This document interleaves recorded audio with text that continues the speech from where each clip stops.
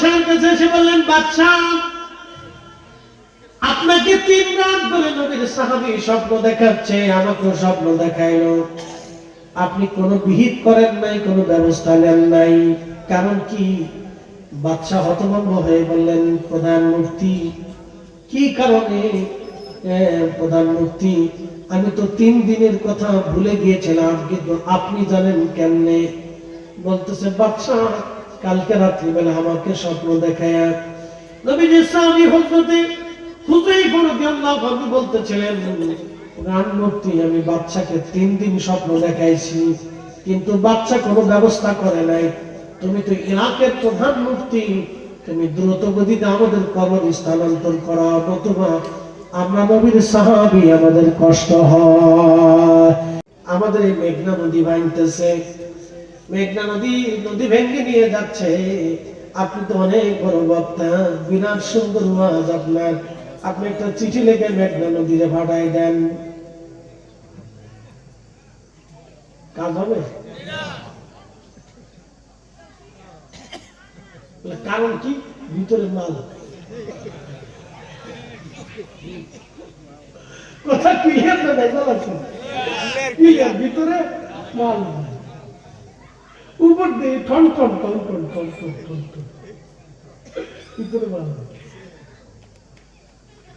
এই জন্য মুসলিম মিল্লাতের আমিরকে বাহ্যিক জ্ঞানের সাথে সাথে কামের জ্ঞান হতে হবে। এজন্যই হাজারো বছরের সেই জ্ঞানের অধিকারী ছিলেন মুহাম্মদ ঘুরি সিন্ধের সীমান্তে ঘুরছে, মনে আছে? ফিরে নিয়ে যাচ্ছে ওদের, কেন? এদেশে ইসলাম প্রতিষ্ঠিত কেমন বুঝে তার, খালি লাঠি ঘুরাইলে হবে না, যিনি ঘুরাবে তার একটু মেধা থাকতে হবে, তার ইলমুল কাল থাকতে হবে। এই জন্য আমরা আউলিয়া কেরামদেরকে ভালোবাসি। বুঝতে কি কোনো অসুবিধা হচ্ছে? বুঝে যায় তো। খাজা বাবা আজমিরের কাছে এক অন্ধ এসে কালেমা পড়ছে। তো অন্ধ রাজা পৃথিবীতে রাজদরবারে চাকরি করত, তো মুসলমান হওয়ার পরে সে যখন রাজদরবারে গেছে, পৃথিরাজ বের করে দিয়ে বলছে, না, কোন মুসলমানের জায়গা আমার রাজদরবারে হবে না। তো বেটা অন্ধ মানুষ কাঁদতে কাঁদতে খাজা বাবার কাছে এসে বলতেছে, হুজুর আমি মুসলমান হয়েছি বিদে পৃথিবীরাজ আমাকে তারাই দিয়ে বলছে মুসলমানের চাকরি রাজদরবারে হবে না, তা আপনি যদি অনুরোধ করেন তাহলে চাকরিটা দিবে, আমি গরিব মানুষ, অন্ধ, না খেয়ে বাচ্চা কাচ্চা কষ্ট হবে।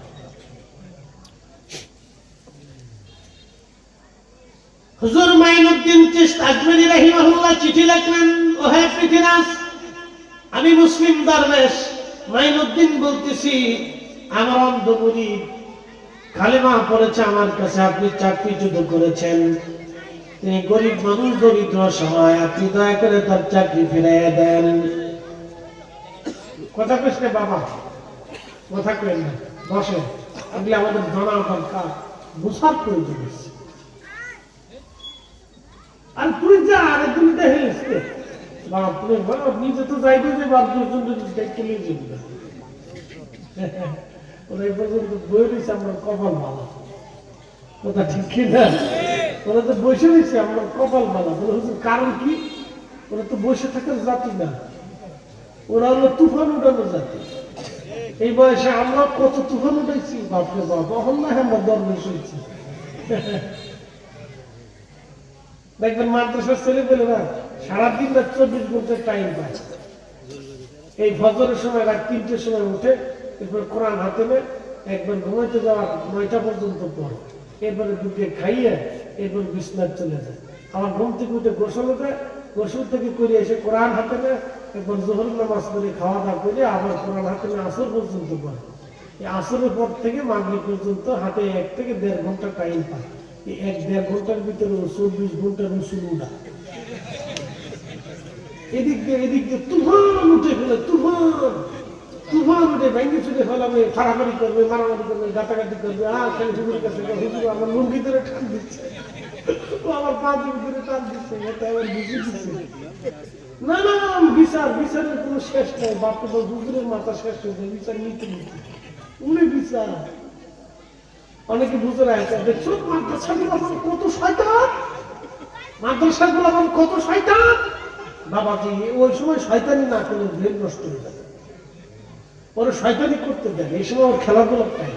ও এই সময় কোরআন পড়ে, ওই সময় আমি কোরআন পড়ি না, এই সময় আপনি হাফ প্যান্ট পরে ল্যাংট হয়ে গাছের গোড়া চেন খুলে দিয়ে তারপরে সেলিব্রেশন স্টার্ট করে ঘুরাই ঘুরাই পেশাব করছি, ঘুরাই ঘুরাই। কি কথা বল না কেন? ঘুরাই ঘুরাই পেশাব করছি, ঘুরাই ঘুরাই। ও যে সময় কোরআন পড়ে আমরা সময় ঘুরাই ঘুরাই ঘুরাই ঘুরাই পেশাব করছি। খালি পেশাব করছি, পেশাবের ডিজাইন করছি। কি কথা খারাপ হয়েছে ভাই? এটা শৈশবের দুষ্টুমি, এটা আল্লাহ প্রদত্ত। এ সময় তো কোনো গুনাহ নাই, এটা আল্লাহ প্রদত্ত। এই সময় সবাই শৈশবের দুষ্টুমি করছে, নবীরা ছাড়া। একসাথে বলবেন না মারহাবা? কারা ছাড়া? নবীরা ছাড়া। নবীদেরকে আল্লাহ নবুয়তের আগে এবং পরে সবসময়ের জন্য নিষ্পাপ করে রাখছে। একসাথে বলবেন আল্লাহু আকবার। নিষ্পাপ ছিলেন, নিষ্পাপ। আজিজ নেই,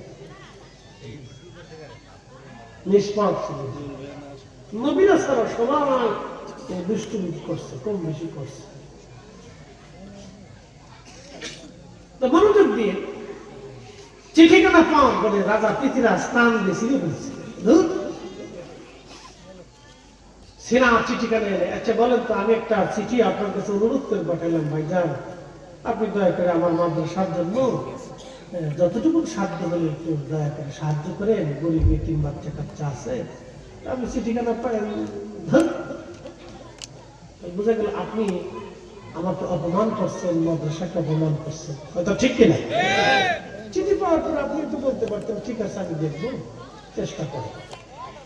বার্তাবাহককে আপনি সম্মানের সাথে বিদায় করতে পারতেন। তো চিঠি খাজা বাবা চিঠি যখন শিখছে তখন মাইনুদ্দিন চিশতি মরিসিন্দি রাহমাতুল্লাহ খুব বেজার দিল। তখন তিনি আরেকটা চিঠি লিখে বলেন, হে পৃথিবীরাজ, তুমি আমার চিঠিকে ছিঁড়ে আমাকে যেভাবে অসম্মান করলে, আমি মাইনুদ্দিন চিশতি তোমাকে বলে দিলাম, মুসলিম সেনাপতির হাতে তোমাকে তুলে দিলাম।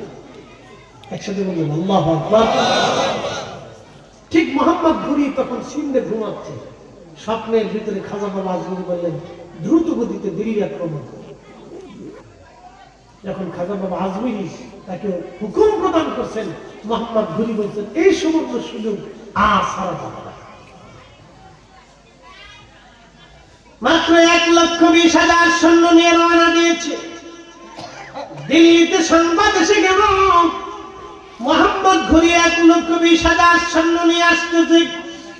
পৃথিবীর সমগ্র ভারতবর্ষ থেকে বাছাই বাছাই করা সেরা সেরা সৈন্য 3 লক্ষ সৈন্য জোগাড় করলেন তিনি। মোহাম্মদ ঘুরিকে চিরদিনের জন্য তিনি শায়েস্তা করার জন্য 3 লক্ষ সৈন্য জোগাড় করে তিনি পানিপথ প্রান্তরে উপনীত হলেন। মোহাম্মদ ঘুরিকে শায়েস্তা করবে। মাত্র 1,20,000 সৈন্য নিয়ে মোহাম্মদ ঘুরি পৃথিবীরাজের সামনে দাঁড়ায় গেলেন। প্রচন্ড যুদ্ধ হয় দিনের পর দিন। কোন যুদ্ধে কোনদিন সেনাবাহিনী কেউ পরাজিত হয় না, বিজয় হয় না, কিন্তু প্রতিনিয়ত উভয় পক্ষের সেনারা মারা যাচ্ছে, উভয় পক্ষের সেনারা মৃত্যু হচ্ছে, কিন্তু কেউ জিতেও না, কেউ হারে না। একটা পর্যায়ে মুসলমানদের সৈন্য সংখ্যা কম থাকায় মুসলমান জিহাদে আর দাঁড়াইতে পারতেছিল না। ধীরে ধীরে মুসলমান দুর্বল হয়ে যাচ্ছে।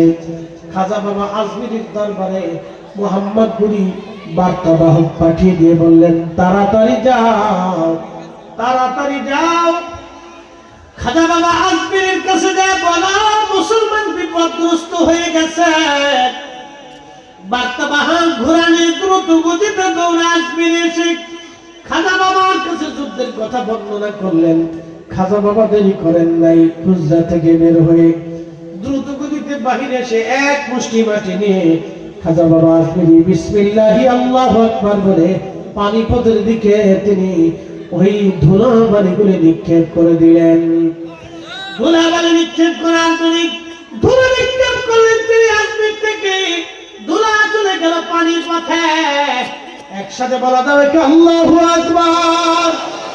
এটার নাম কারামাত, এটার নাম কামালিয়াত, কামালিয়াত, কামালিয়াত। ধুলাগুলি পড়তে পৃথিবীর সৈন্যদের চোখে মুখে যায় পড়ল। ওদের অন্তরে আল্লাহ ভয় ঢুকিয়ে দিলেন। মুসলমানদের ঈমানি জজ্বা এসে গেল, জিহাদের বল করে গেল। প্রচন্ড যুদ্ধে মুসলমান বিজিত হলেন। মুহাম্মদ ঘুরি তিনি ধরা পড়লেন। মুহাম্মদ ঘুরি ধরা পড়ার পরে দুঃখিত পৃথিবীরাজ ধরা পড়লেন মুহাম্মদ ঘুরির কাছে। মুহাম্মদ ঘুরি পৃথিবীরাজকে ধরে নিয়ে শিকল দিয়ে বেঁধে তিনি দিল্লির রাজ দরবারের সামনে এসে সবার সামনে মুহাম্মদ ঘুরি পৃথিবীরাজকে হত্যা করলেন। ওই দেখা যাবে বাদবির বললেন, তোমাকে মুসলিম সেনাপতির হাতে তুলে দিলাম, এই জন্য আউলিয়া ইকরামের আধ্যাত্মিক ক্ষমতা এই জমিনে প্রয়োজন ছিল।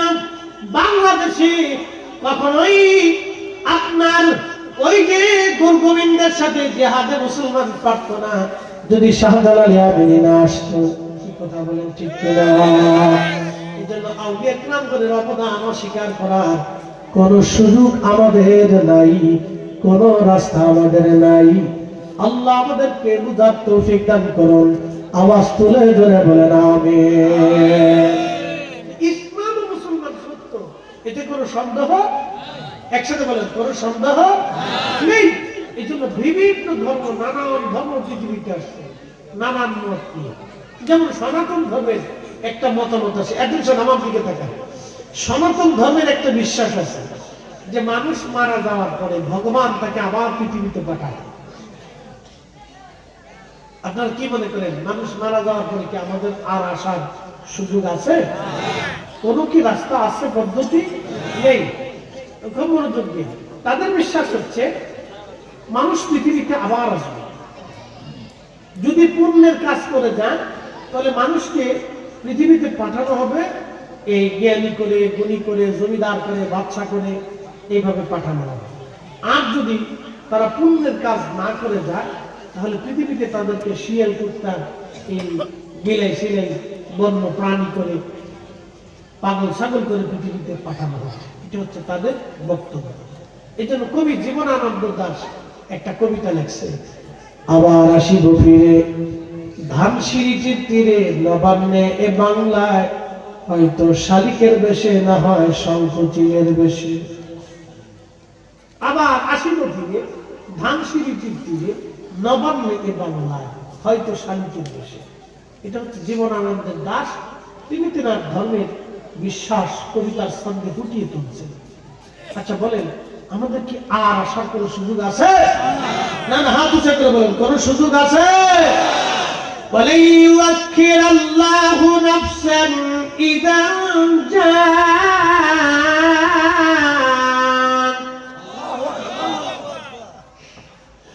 ওয়া লা ইউআখির আল্লাহু নাফসান ইযা জাআ আজালুহা।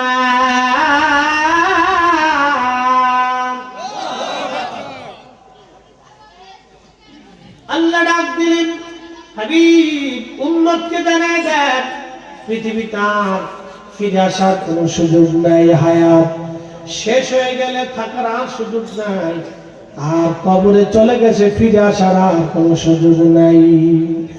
একদিন মাটির ভিতরে হবে ঘরে মোনামা, কেন বন্ধ দালান ঘর, মোনামার কেন বন্ধ দালান ঘর।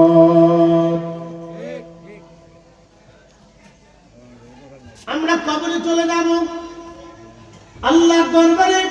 কোরআনে আমার রব বলতেছেন, সুন্নাতু রাদ্দুনা ইলা আলিমিল গায়বি ওয়াস শাহাদাতি ফায়ুনাব্বিউকুম বিমা কুনতুম তা'মালুন। অথবা তোমরা এমন একজন রবের কাছে ফিরে যাবা, তিনি আমি মালিক, আমি আল্লাহ, তোমার গোপনে গোপনে সব জানি, এবং তুমি দুনিয়াতে কি কি আমল করতা আমি রব্বুল আলামিন সব তোমাকে সেই দিন দেখায় দিব।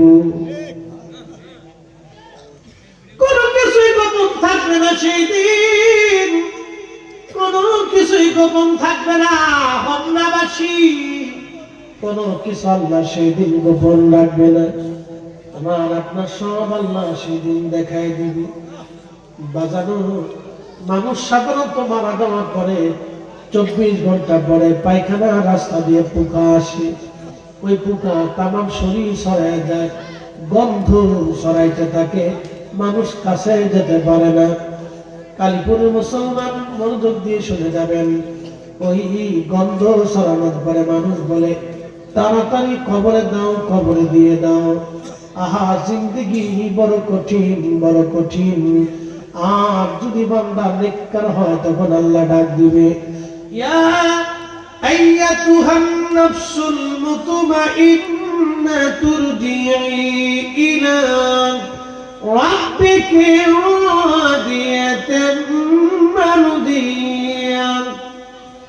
হে নফস মুতমাইন্না, তুমি আমি রবের কাছে চলে আসো, সন্তুষ্টির দিকে ফিরে আসো, ফিরে আসো আমি আল্লাহর কাছে।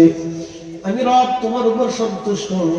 ফাদখুলি ফি ইবাদি ওয়াদখুলি জান্নাতি।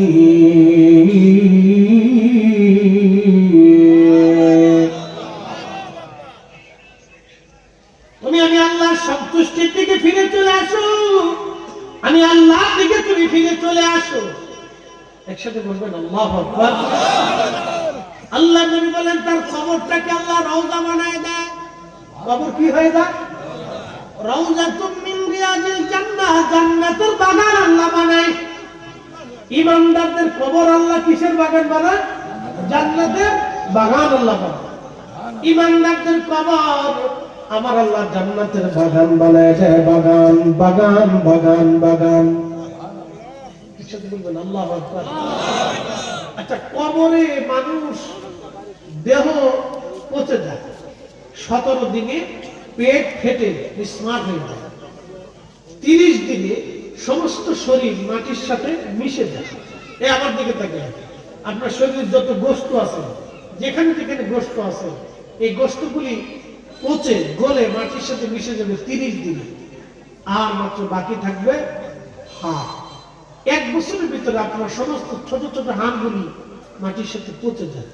হয়তো 2-1টা হাড়, শক্ত মোটা হাড়গুলি টিকে থাকে, বাকি হাড়গুলি একদম বিস্মার হয়ে যায়। আচ্ছা বলে, মানুষের আর কিছু আছে? এই যে টাকা পয়সা, সম্পদ, ক্ষমতা, অহংকার, বেহংকার, গর্ব, যা কিছু আমরা করি, কোনো কিছুই আমাদের জীবনের কাজে লাগলো। কিন্তু এইখানে যারা বসে আছেন, যত সময় এই জিনিসটা কাজে লাগবে। এই যে মাদ্রাসা, এটা কাজে লাগবে। এই যে আলেম ওলামা, এটা কাজে লাগবে। এই যে কোরআন পড়তেছে, এটা কাজে লাগবে। এই যে কোরআন শিখাচ্ছে, এটা কাজে লাগবে। এই যে কোরআনের দর্শ হচ্ছে, এটা কাজে লাগবে। বাবা, এটাই কাজে লাগবে, অন্য কিচ্ছু কাজে লাগবে। কথা ঠিক কিনা? আচ্ছা, এখানে একটু হাত বাড়াবেন। বাবা মা কেউ না কেউ মারা গেছে, এরকম কেউ যারা আছে মারা গেছে। বাবা মা কেউ না কেউ মারা গেছে, এরকম হাত তোলেন তো, যার বাবা মা কেউ না কেউ মারা গেছে। আচ্ছা, তার মানে এখানে অধিক লোকই বাবা মা কেউ না কেউ মারা গেছে। এখন যদি আমি হাউসের মধ্যে জিজ্ঞাসা করি, বাবা বলেন তো, মা তো প্রত্যেক রাত্রে আপনার কম্বল ঠিক করছে, মা প্রতি রাত্রে আপনাকে দেখে তারপর ঘুমাইতে গেছে, বাবা একটা নজর হলেও গভীর রাত্রে আসলে সন্তানের দিকে তাকায় দেখে তারপর ঘুমাইতে গেছে। আপনি বাবার কবরের পাশে, মার কবরের পাশে কতদিন, কয়বার দেখতে গেছেন? সপ্তাহে কয়েকদিন গেছেন, মাসে কয়েকদিন গেছেন, বছরে কয়েকদিন গেছেন? হিসাব করলেও বছরে হয়। আমার দিকে তাকালে তো আমিই পারি। আমি বিভিন্ন মাহফিলে মাহফিলে ঘুরি, দেশে বিদেশে থাকি, সুযোগ হয়।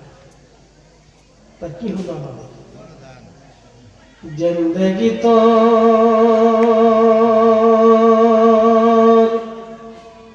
যাইরে ফাঁকি দিয়া রে সোনার আদম, জিন্দেগি তো যায় ফাঁকি দিয়া। ও আদম রে,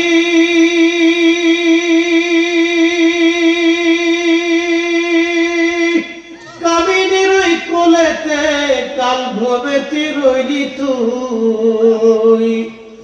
সারা নিশি কাটাইলি তুই ঘুমাইয়া ঘুমাইয়া রে সোনার জিন্দগি তো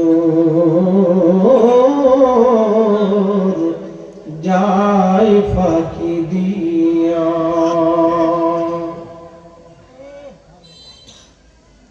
জীবন কিভাবে চলে যাচ্ছে, সামান্য সময়ের জন্য আমরা পৃথিবীতে আসছি, পরীক্ষার উত্তীর্ণ হচ্ছি। কিন্তু শুনে যাবেন আপনারা, যারা আল্লাহওয়ালা তাদের কবরে দেহ পচে না। আল্লাহু আকবার। যারা শহীদ তাদের কবরে দেহ পচে না। একসাথে বলবেন আল্লাহু আকবার। শোনেন, কবরে মানুষ পৃথিবীতে আর ফিরে আসে না, তার একটা বাস্তব প্রমাণ শোনাবো শোনাবো শোনাবো আবার ফিরে আসার কোন সুযোগ, আবার আসিব ফিরে ধানসিঁড়ি তীরে নবান্নে বাংলায় হয় শালিকের বসে, আসার আর কোন সুযোগ নেই। তার একটা বাস্তব প্রমাণ আপনাদেরকে শোনা। আজ থেকে 1933 সাল, 1933 ইরাকের বাগদাদের শহরের পাশ দিয়ে একটা নদী প্রবাহিত, নাম দজলা। দজলা নদী। এই দজলা নদীর পাড়ে দুইজন সাহাবীর কবর ছিল, একজন হযরত হুযায়ফা এবং আব্দুল্লাহ আনসারী রাদিয়াল্লাহু আনহু। তো দজলা নদীর পাড় ভেঙে যাওয়াতে দুটোটা কবর, একটা কবর ভেঙে যায়। হুযায়ফা রাদিয়াল্লাহু আনহু কবর ভেঙে কবরের ভিতরে বারবার পানি আসতেছে, ঢেউে ঢেউে পানি আসে। তো পাশেই ছিল হযরত আব্দুল্লাহ রাদিয়াল্লাহু আনহুর কবর। তো ওনার কবরটা নদীর পারে হওয়ার কারণে কবর স্বচ্ছতা হয়ে গেছে, পানি আস্তে আস্তে ভিজে থাকে, সবসময় কি থাকে, ভিজে। আমার দিকে থাকে না, ওয়াজ শেষ, আর কথা বাড়াবো না, একসাথে বলে আল্লাহু আকবার। ওয়াজ শেষ, খুব মনোযোগ দিয়ে এই কথাটা বলি শেষ করবো যে আমরা কবরে যাব, কিন্তু ফিরে আসার কোন সুযোগ আমাদের নাই, কোন সুযোগ ফিরে আসার সুযোগ নাই। তো মনোযোগ দেয়। তো হুযায়ফা রাদিয়াল্লাহু আনহুর কবর ভেঙে গেছে, পানি আসে। তো তৎকালীন ইরাকের যিনি প্রেসিডেন্ট বাদশা ছিলেন, তার নাম বাদশা ফয়সাল, এবং প্রধানমন্ত্রী যিনি, তিনি নূরে আল মালিকি। তো উনি হুযায়ফা রাদিয়াল্লাহু আনহু রাত্রে স্বপ্ন দেখাইতেছে, হে বাদশা ফয়সাল, আমি রাসূলের সাহাবী হুযায়ফা বলতেছি, আমার কবর দজলা নদীর পাড়ে, নদী ভেঙে ফেলে দিয়েছে, কিছু পানি কবরে প্রবেশ করে ঢেউে ঢেউে আমার কষ্ট হয়, এবং আমার পাশে ঘুমিয়ে আছে আমার রাসূলের একজন সাহাবী আব্দুল্লাহ আনসারী, তার কবর স্বেচ্ছাতা হয়ে গেছে, তারও কষ্ট হয়। দ্রুত গতিতে আমাদের কবর এখান থেকে সরাইয়া অন্য কোথাও স্থানান্তর করো। একসাথে বলেন আল্লাহু আকবার। না ভাই না, আরো রাত বেশি বিদায় কি কষ্ট হচ্ছে আপনাদের? আমি সেদিন রাত 2টার সময় যে ওয়াজ করছি, এই আপনার কুমিল্লার বরুণাতে সর্বনাশ যায়, দেখলাম 2টার সময় যে মুসল্লি মনে হলো মাগরিবের রক্ত ওয়াজ করতেছে, খুব তাজা মুসল্লি, খুব তাজা মুসল্লি। না আজকে মুসল্লি তাজা আছে, অসুবিধা নেই, মরা নাই। যারা বসে বসে সব এই করে তাজা, কি কথা বল না কেন? যারা বসে আছে তারা কি তাজা? একসাথে বলবেন আল্লাহু আকবার। এখন বলেন, কবর থেকে ফিরে আসার কোন সুযোগ আছে? ইসলাম সত্য, আপনাকে বুঝাইতেছি। আমরা যে ধর্মের উপরে আছি, এটা যে সত্য, এটা যে হক, মিথ্যা না, এটা আপনাকে বুঝাই, বাস্তবতা থেকে বুঝে দেন। তো হুযায়ফা ইন্তেকাল করছে আজ থেকে 1933, তাহলে এখন কত বছর হলো? প্রায় 100 বছর, তাই না? প্রায় 100 বছর। 1933 এর ঘটনা, এখন কত সাল? 24। তার মানে প্রায় 100 বছর আগে ঘটনাটা ঘটছে। তো প্রায় 100 বছর আগে ঘটনাটা, কিন্তু সাহাবী ইন্তেকাল করছেন 1300 বছর। কত বছর? 1300 বছর আগে। কবর খনন হচ্ছে 1300 বছর পর। একসাথে বলবেন আল্লাহু আকবার। কত বছর? মানুষের শরীর পৌঁছে যায় কত দিনে? 1 মাসে। কয় মাসে? 1 মাসে। হাড্ডি গুটি শেষ হয়ে যায় কয় বছরে? 1 বছরে। তা সাহাবী কবরের ভিতর আছেন কত বছর? 1300। একসাথে বলবেন আল্লাহু আকবার। আল্লাহ আসেনি? একসাথে বলবেন আল্লাহ আছে। আমার রাসূল হক নি? হ্যাঁ, কোনো সন্দেহ নাই। কথা বলেন ঠিক কি না? আবার আসিব ফিরে ধানসিঁড়িটির তীরে নবান্নে বাংলা হয়তো শালিকের বেশে, এমন কোন সুযোগ আদতেই নাই। এটা কবির মন গড়া বক্তব্য, মন গড়া বিশ্বাস। কথা বলেন ঠিক না বেঠে? যদি বুঝতে পারি আমরা।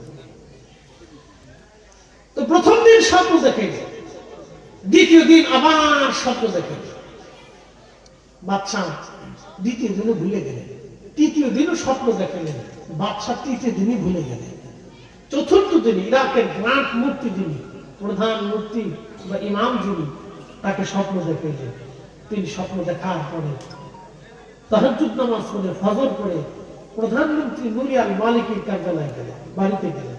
তাকে বললেন স্বপ্নের কথা, বললেন বাদশার কাছে যেতে হবে।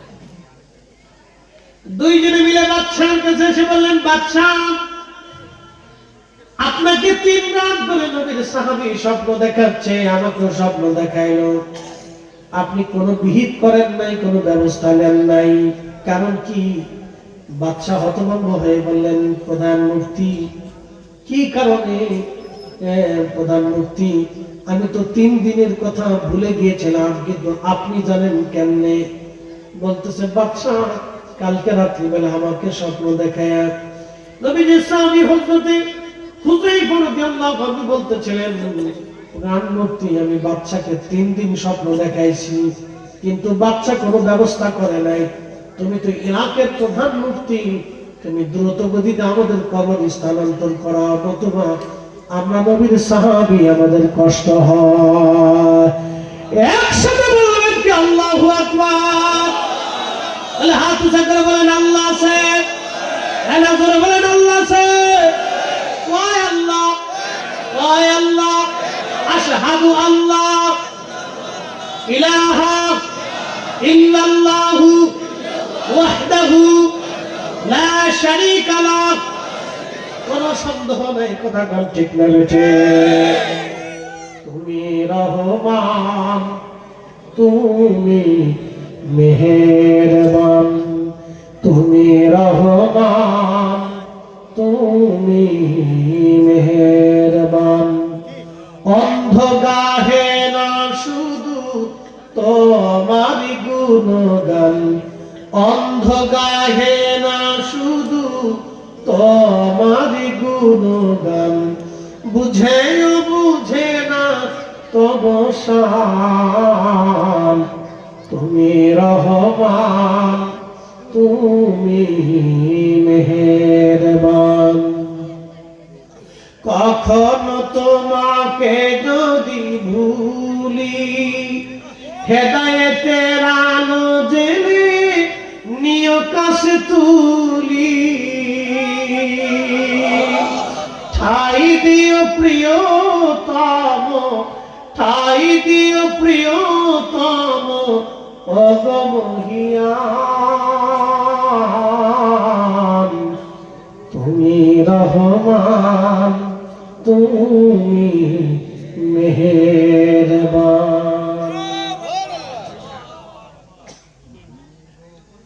মুফতি সাহেব ডাকতে বলেন, তাড়াতাড়ি ব্যবস্থা করেন, নতুবা সাহাবীদের কষ্ট হয়। বাদশা বললেন, মুফতি কি করা যায়? বলে, কি ফতোয়া আমি লিখতেছি, আপনি ভোট করেন। দ্রুত গতিতে বাদশা মন্ত্রী পরিষদ নিয়ে বৈঠকে বসে গেলেন। আমির ওমরা আমির উলামা ফুদালিনে মিটিংয়ে বসে গেলেন, কি করা যায়? সাহাবীদের কষ্ট হচ্ছে এই মুহূর্তে। ইলেকট্রনিক্স মিডিয়া বর্তমান সময়ের মতো এত সহজ ছিল না। টেলিগ্রাম পত্রিকার মাধ্যমে, কিছু রাষ্ট্রীয় টেলিভিশনের মাধ্যমে তিনি জানান হয়ে গেল, সারা পৃথিবীতে সংবাদ ছড়িয়ে গেল। তখন হজের সময় চলতেছিল, লক্ষ লক্ষ হাজিরা তখন আরাফাতের মাঠে, আরাফাতের মাঠে এই সংবাদ ছড়িয়ে গেল। লক্ষ লক্ষ হাজিরা চিঠি লিখতে লাগলো বাদশা ফয়সালের কাছে। বাচ্চা ফয়সাল, নবী দেখি নাই কিন্তু সাহাবী দেখতে চাই। নবী দেখি নাই কিন্তু সাহাবী দেখতে চাই। 1300 বছর পরে সাহাবী স্বপ্ন দেখালো, জিন্দা সাহাবী, আমরা তাকে দেখতে চাই। লক্ষ লক্ষ, তখনকার দিনে প্রায় 5 লক্ষের উপরে হাজি ছিল। কত লক্ষ? 5 লক্ষ হাজি হজ করতে ছিল। সেই সময় 5 লক্ষ হাজির চিঠি দেখতেন, একটার পরে একটা ইমেল চিঠি। ইরাকের বাগদাদে সরকারের রাষ্ট্র বরাবর রাষ্ট্র সারা পৃথিবী থেকে বড় বড় জ্ঞানী বিচক্ষণ রাষ্ট্রপ্রধানরা বলতে লাগলো, আমরাও সাহাবী দেখতে চাই, মহান সাহাবী দেখতে চাই। রাসূল দেখে নেই কিন্তু সাহাবী দেখতে চাই। সারা পৃথিবীতে সংবাদ ছড়িয়ে গেল, হইচই করে গেল। সারা ইরাকের লক্ষ লক্ষ মানুষ বলল, আমরাও সাহাবী দেখতে চাই। নবী দেখে নেই কিন্তু সাহাবী দেখতে চাই। চিন্তা করে 1300 বছর পরে, 1300 বছর পরে ঘটনা। সাহাবী বারবার হুকুম আমাদেরকে সরান। বাদশা ডেকে বললেন, কি করা যায় এখন? হাজিরা দেখতে চায় পৃথিবীবাসী, সাহাবী দেখতে চায়, কিন্তু সাহাবীরা আমাদেরকে বারবার তাগাদা দেন। সবাই বললে, একটা কাজ করি, 10 লাখ যে পাশ থেকে পানি আসতেছে, ওই পাশটা আমরা ঢালাই দিয়ে ভরে দিয়ে আমরা ভিতরের পানিগুলি খালি করে দিয়ে জায়গা শুকনা বানায় দিই। শুকনা বানায় দেওয়ার পরে সাহাবীদের আর কষ্ট হবে না, আমরা এরপরে কবর সরাই নিয়ে যাব। হাজির আসতে লাগলো।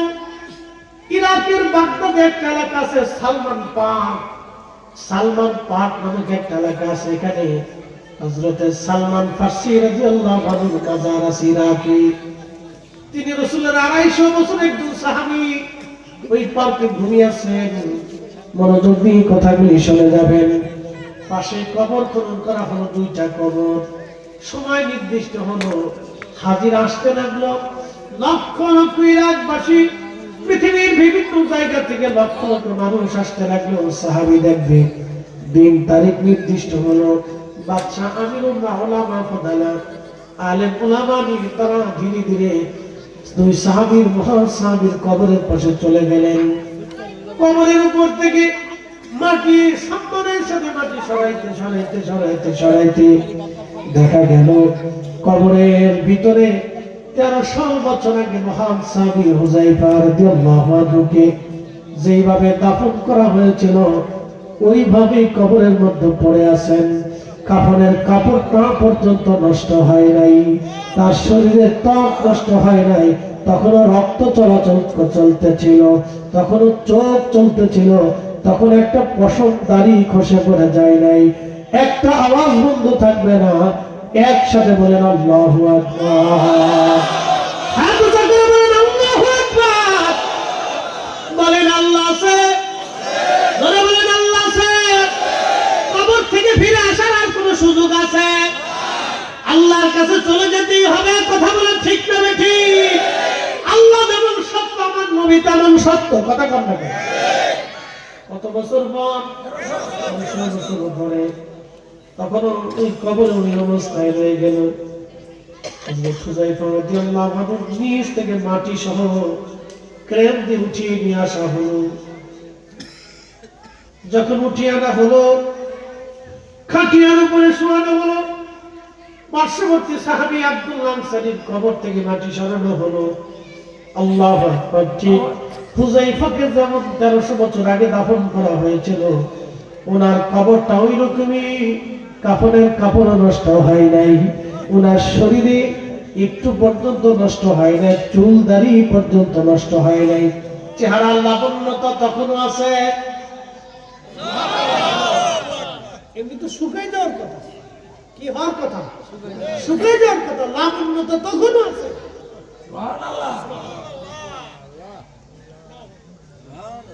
শ্রেষ্ঠ নবী দিলাম রে, ঠিক কিনা? কি নবী? কি নবী? কোন সন্দেহ? ইসলামে সন্দেহ?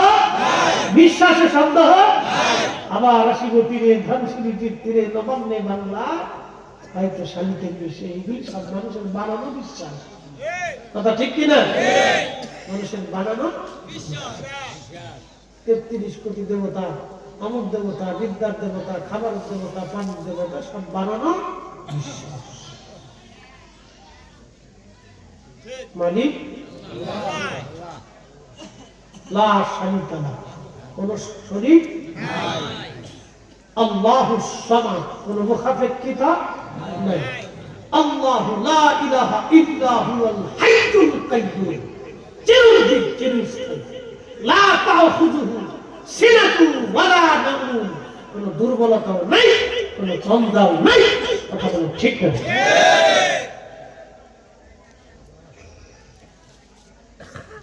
শুনিয়া যান হোমনাবাসী, দুই সাহাবীকে উঠানোর পরে সারা ইরাকের বাগদাদে কান্নার রোল পড়ে গেল। লক্ষ লক্ষ মানুষ সিরিয়াল ধরে ধরে এক নজর করে সাহাবীদেরকে দেখতে লাগলেন। 1300 বছর পরে দুই সাহাবী, সাহাবী রাসূল, সাহাবী রাসূল। কুরআন আল্লাহ বলেন রাদিয়াল্লাহু আনহুম ওয়া রাদু আন, আমি আল্লাহ তাদের উপরে খুশি, তারা আমি আল্লাহর উপরে খুশি। তার মানে কোরআনের কথা, আল্লাহর কথাও একটাই ভুল নাই। ঠিক কিনা?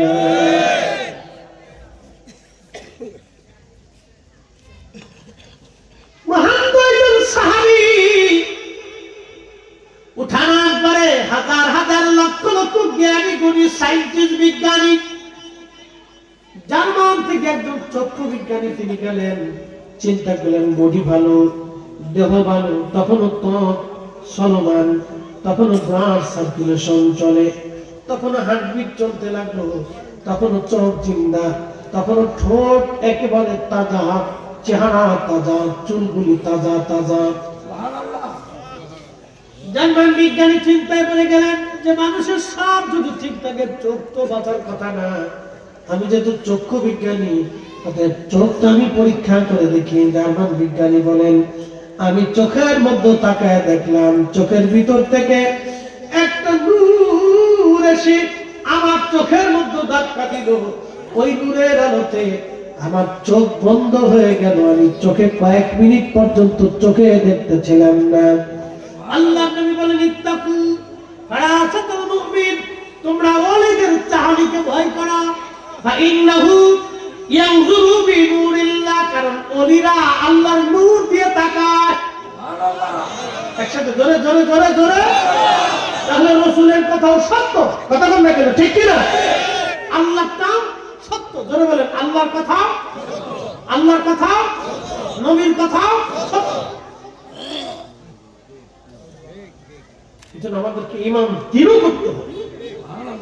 জার্মান বিজ্ঞানী গ্রাম মুফতির হাত ধরে বললেন মুফতি আর দেরি না, আমার এই মুহূর্তে কালেমা পড়ায় দেন, লা ইলাহা ইল্লাল্লাহ মুহাম্মাদুর রাসূলুল্লাহ সাল্লাল্লাহু আলাইহি ওয়াসাল্লাম। একসাথে বলা যাবে আল্লাহু আকবার। উনি বলেন আল্লাহ আছে, হাত উঁচা করেন, হাত উঁচা করে সাক্ষী দেন আল্লাহ আছে।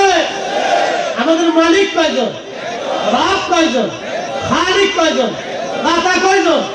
সব কিছু যিনি সৃষ্টি পরিচালনা এক মুহূর্তে করেন তিনি কে? আশহাদু আল্লা ইলাহা ইল্লাল্লাহু ওয়াহদাহু লা শারীকা লাহু ওয়া আশহাদু আন্না মুহাম্মাদান আবদুহু ওয়া রাসূলুহু সাল্লাল্লাহু আলাইহি ওয়াসাল্লাম।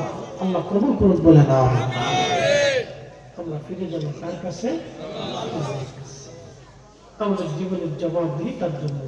আমার কথা শেষ, আলোচনা আর বাড়াবো না। দোয়া করো। ওই কবর থেকে বাবা দোয়া প্রতীক্ষায় বসে আছে।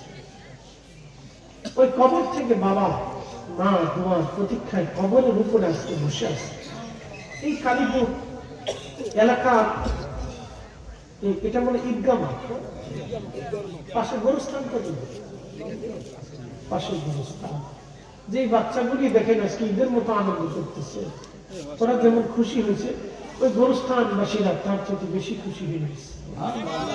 ইমাম ইবনে কাইয়্যিম কিতাব রূহের মধ্যে লেখছে সমস্ত রূহগুলি আজকে কবরের উপরে বসে রয়েছে। আহা, আমার মা, আপনার মা দাদা দাদি নানা নানিরা কবরের উপরে বসে আছে। মা কবর থেকে ডাক দিয়ে বলতেছে, আমার করিম মাহফিলে গেছে, আজকে বুঝি আমার জন্য কিছু পাঠাবে। আমার রহিম মাহফিলে গেছে, আমার নাতি আব্দুল আলী মাহফিলে গেছে রে, আমার জন্য কিছু পাঠাবে। খালা কবরের উপরে বসা, আমার ভাগিনাটা, আমি তার সন্তানের মতো আদর করতাম, মাহফিলে গেছে রে, বুঝি আজ কিছু পাঠাবে। হতভাগা দোয়া না করে চলে গেল। আর হতভাগা যারা বেশি তারা দোয়া মানেই না। একবার বদনসিব যার কপাল নসিব মন্দ, ও দোয়া মানেই না। শোনেন, যে নামাজ মানে না তারা নামাজ পড়ানো যায় না। আমাদের দেশে কিছু আছে নামাজ মানে না। কেমন কিছু আছে দেখবেন নামাজ মানে না। শালার মৌলানা মসজিদ করে আল্লাহ থাকে না। এই দলের যারা, তারা নামাজ মানেই না, নামাজ পড়েই না।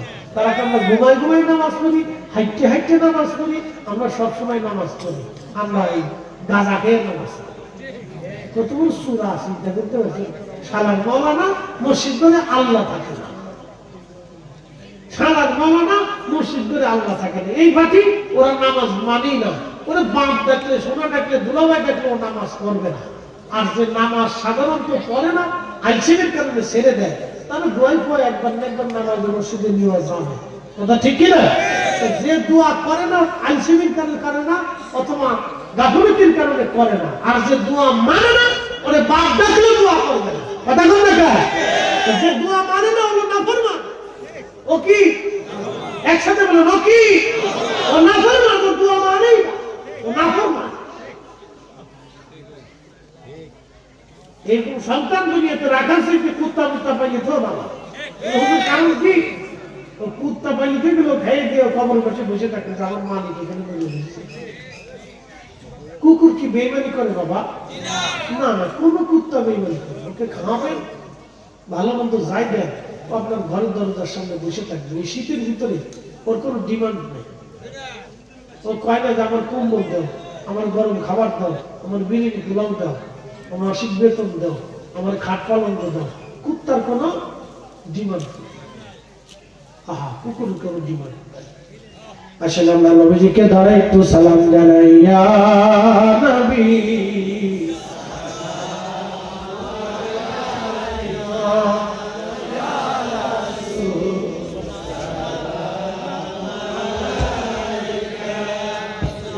ইয়া হাবিব সালাম আলাইকা সালাওয়াতুল্লাহ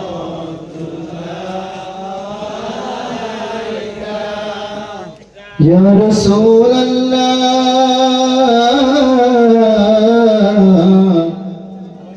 व या हबीब अल्लाह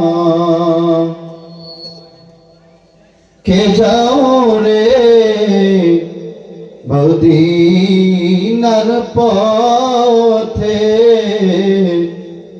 आशिकদের নিয়ে যাও সাথে নবীজি রওজা দেখিতে প্রাণ ভরে সালাম ভেজিতে সালাম या रसूल सलाम अलैका या हबीब सलाम अलैका सलावतुल्लाह अलैका या रसूल अल्लाह व या حبيب الله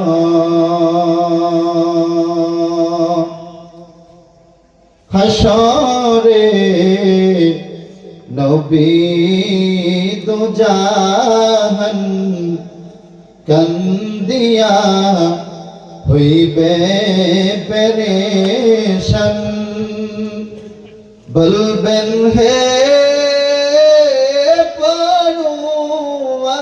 দিগার মাফ করো উম্মত গুনাহগার ইয়া নবী সালাম আলাইকা ইয়া রাসূল